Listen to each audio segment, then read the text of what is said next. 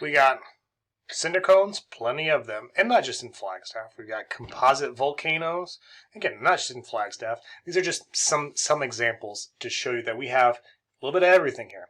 We got shield volcanoes. There's actually some kind of close to us here in the Avondale area, but not good examples. But here's a great one, and this is House Mountain, which is a shield volcano. Again, you see kind of very gentle slopes. These are actually the different flows of lava that came out of here at one point. So this is about 6 miles southwest of Sedona. Began erupting around 15 million years ago. Again, you can still see kind of the ancient basalt flows, shield volcanoes. The reason they're not very steep is because the lava is very runny and low viscosity. It doesn't really build up. This is the kind of Sedona area and the cliffs of Sedona's red cliffs. You can see San Francisco Mountain in the background here. You can see all these other little hills. Everything up there is a volcano, but that's San Francisco Mountain. But down here, that's the mouth of that shield volcano, and you can still see these flows radiating outwards and kind of in all directions. So we got shield volcanoes, and of course, without further ado, we got super volcanoes. And the one I always like to point out is the Superstition Mountains. 40 miles east of Phoenix. If you've ever driven out on the 60 past Mesa towards Apache Junction, those are the Superstition Mountains. If you've ever gone out by the Renaissance Fair or driven up to like Miami Globe, those are the Superstition Mountains. They are a remnant of a supervolcano complex that erupted a few times from 25 to 18 million years ago. It's the mid-tertiary period for all you geologic period fans. It blasted material skyward with hundreds of thousands of times the power of Mount St. Helens eruption.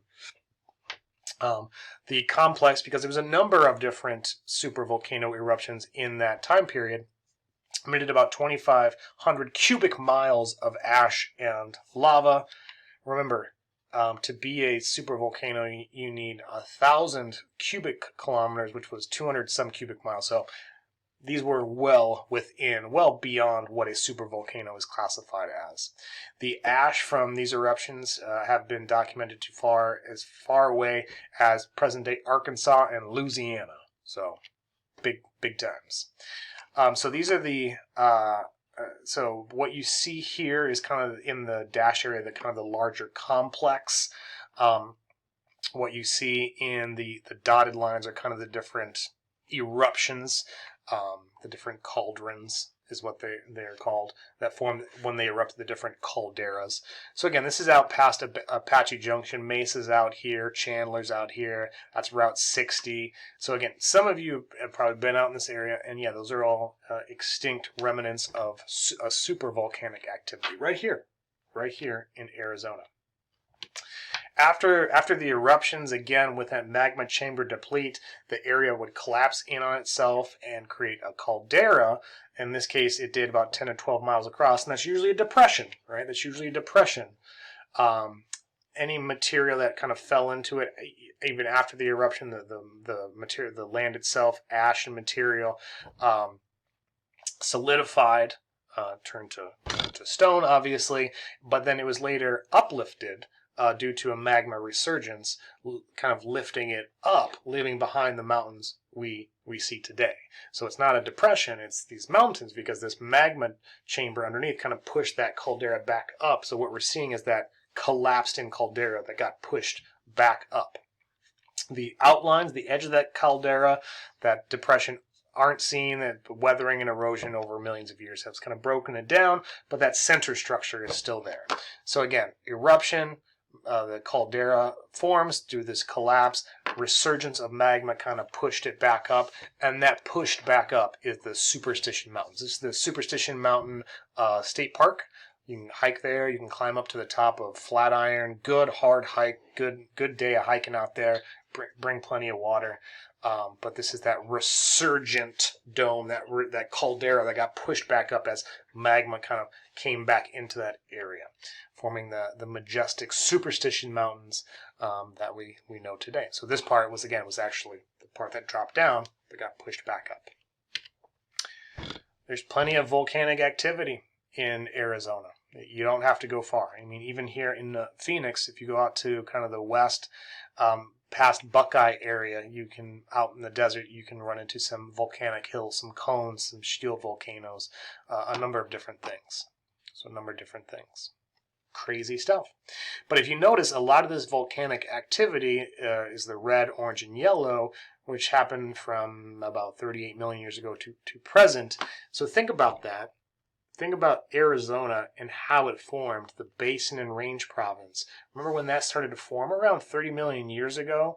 And it's still actively being stretched and pulled to create these downdrop basins and upthrust ranges.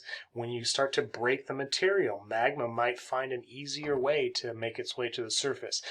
Also, remember, this area is getting thin. So as this area is being thinned, that magma can kind of push itself kind of up a little bit further because there's not as much material overlaying it. So you get this increase in volcanic activity. So a lot of this, again, what you see, this yellow, orange, and red, a lot of it is tied to somehow that Basin and Range Province making it able to be more volcanically active, or susceptible to volcanic eruptions, I should say.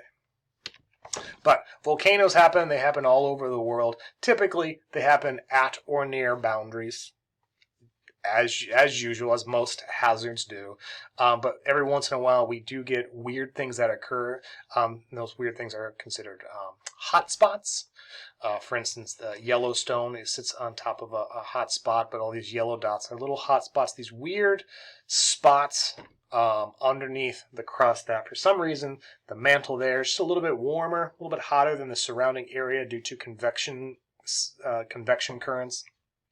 And that helps to melt material, creating volcanoes. Hawaii sits on top of a hot spot. Again, the Flagstaff volcanoes can be tied to that area of Arizona over a hot spot geologically in the past.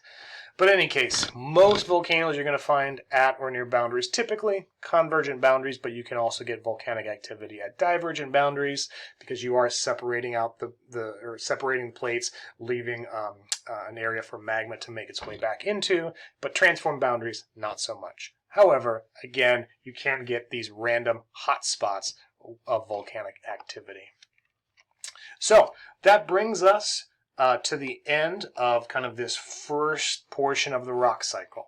So this igneous portion, we're talking about intrusive igneous rocks, if they're cool and crystallizing, or if that igneous molten material makes its way at or onto the surface as extrusive igneous rocks.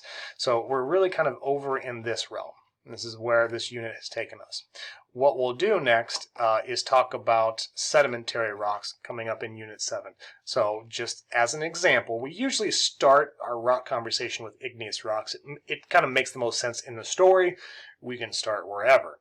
The first rocks on Earth were igneous rocks because remember, Earth was this hot molten ball of material. It cooled, solidified, and the first rocks started to form, were then thus igneous rocks. So again, that's where we usually start the story, but nowadays we can really start wherever we want. But the next part of the story, we'll take these igneous rocks, we'll break them down, weather them, and we'll transport them, erode them, deposit them, and to create sedimentary rocks. That's where we're going. So let me give you one last part of the super secret code. It is the number 1. You got me? The number 1. One more time, the number 1. So what are some of the big or main ideas as it pertains to igneous rocks and volcanoes? Just remember the difference between magma and lava, where that magma originates from, kind of the upper mantle to the crust or somewhere in between. The different types of rock textures, which kind of tells the story of how that rock came to be. Where did it form? Where did it cool? Some extrusive hazards, lava, gas, pyroclastic flows. Remember, pyroclastic flows being the most dangerous, the most deadly. Lava, not so much.